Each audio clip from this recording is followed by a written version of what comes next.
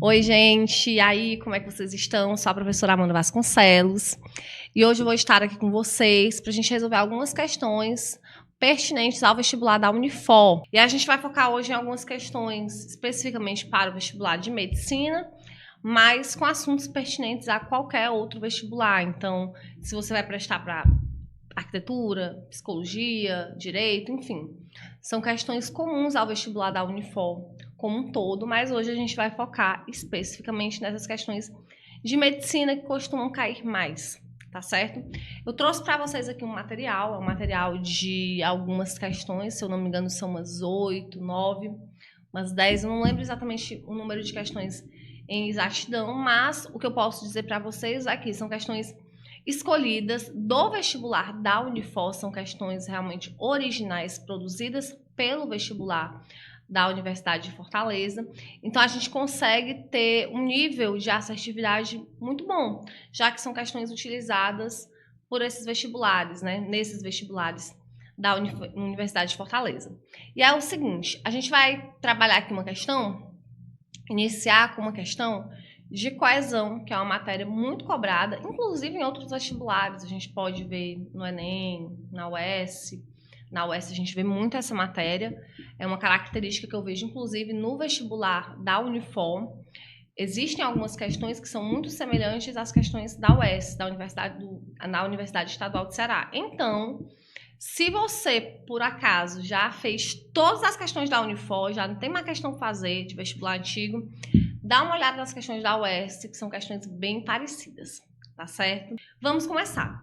A gente tem aqui uma primeira questão, tá certo? É uma questão que tem um texto base sobre a hora e sobre fuso horário. Minha primeira dica é a seguinte: comece sempre pelo enunciado, tá? Quando você começa pelo enunciado, você já tem uma noção do que a questão quer. E como a gente já sabe o que essa questão quer, a gente não precisa ficar olhando o texto como um todo. A gente vai olhar para o texto e dar uma focada naquilo que o enunciado está pedindo, naquilo que o comando pede, o comando exige, beleza?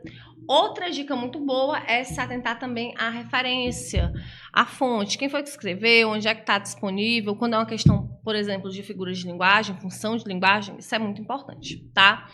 Olhando aqui para o texto, a gente tem um texto razoavelmente grande, né? Não é um texto tão pequeno, também não é um texto enorme, mas é um texto que exige um certo tempo de leitura. Vamos olhar para o enunciado. Foi a Inglaterra o primeiro país a adotá-la? O pronome destacado refere-se a... O pronome do qual ele se refere, gente, o qual ele se refere é o lá, tá?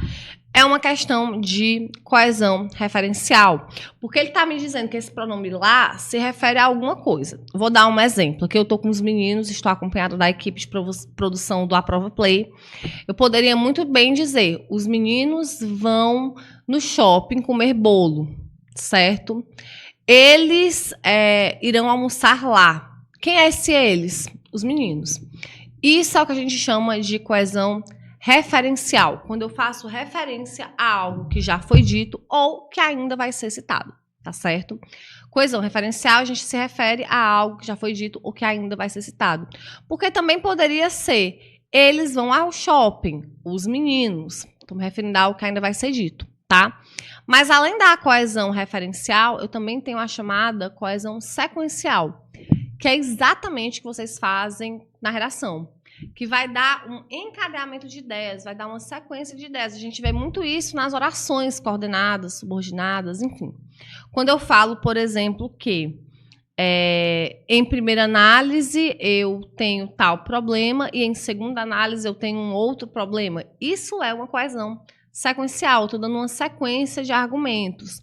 Ou quando eu falo que eu vou ao shopping, mas depois eu vou ao médico. Eu estou dando uma sequência, né? Eu estou dizendo que eu vou ao shopping, porém não vou só ao shopping, eu também vou ao médico. Estou dando uma sequência lógica de ideias. Então, coesão referencial se refere a algo que eu já disse, eu vou dizer, principalmente para evitar repetição de palavra. E coesão sequencial se refere a dar uma sequência e encadear essas ideias de maneira mais harmônica e adequada, tá certo? Outra coisa importante, a coesão referencial ela pode ser dividida em anafórica e catafórica. Isso é muito importante, Pode cair na Unifor, pode cair na UES, inclusive é um conteúdo que é muito pertinente para a redação, tá certo? A coesão catafórica e a anafórica são diferentes, tá certo? Inclusive, eu acho que tem uma questão sobre isso, deixa eu só dar uma olhadinha aqui, para ter certeza, um minutinho. É isso mesmo, tem uma questão lá na frente sobre esse conteúdo, mas é bom que a gente já vá adiantando aqui. O que é a coesão anafórica e catafórica? Quando a gente tem uma anáfora, nesse sentido de coesão, a gente vai falar basicamente de termos que eu já citei. Vou dar um exemplo. Os livros estão na mesa. Esses foram escritos pelo Machado de Assis. Esses quem? Os livros. Esses se referem aos livros que eu citei anteriormente. Isso é uma anáfora. Porém, eu também poderia dizer o seguinte, vou dar um outro exemplo, um exemplo muito pertinente na redação que vocês costumam colocar. Às vezes o aluno vai colocar lá na tese dele, dessa forma, é importante analisar estes causadores do problema. 2 pontos. A inoperância governamental e a falha familiar. Veja bem, quem são estes problemas? A inoperância e a falha. Dessa vez, o este está fazendo referência a algo que eu ainda vou dizer. Isso é uma catáfora, tá certo? A anáfora, quando eu já disse e estou retomando. E a catáfora, quando eu ainda vou dizer. São elementos de coesão referencial. Referenciação anafórica e referenciação catafórica, tá? Outra coisa também importantíssima e muito pertinente nesse conteúdo. Esse e este, qual é a diferença? O esse é utilizado para uma coesão anafórica. Exemplo, os livros estão em cima da mesa, esses foram escritos pelo Machado de Assis, anáfora. Mas quando eu falo que estes são os livros, 2 pontos, Dom Casmurro e o Primo Basílio, por exemplo, Dom Casmurro e Memórias Póstumas de Brás Cubas, eu estou fazendo uma catáfora, então tem que ser utilizado estes. Esse, essa, isso, anáfora. Este, esta, isto, catáfora. Ok? Entendemos o que é coesão sequencial, entendemos o que é coesão referencial. Na referencial, entendemos também o que é anáfora e catáfora. Agora a gente vai para a questão. Provavelmente, isso aqui é uma anáfora, porque a questão fala o seguinte. Esse lá e se adotá-la está se referindo a alguma coisa que provavelmente foi dita previamente, tá certo? Vamos olhar para o texto. Hora universal. No início, até mesmo os relógios mecânicos eram acertados pelo tempo fornecido pelos relógios de sol.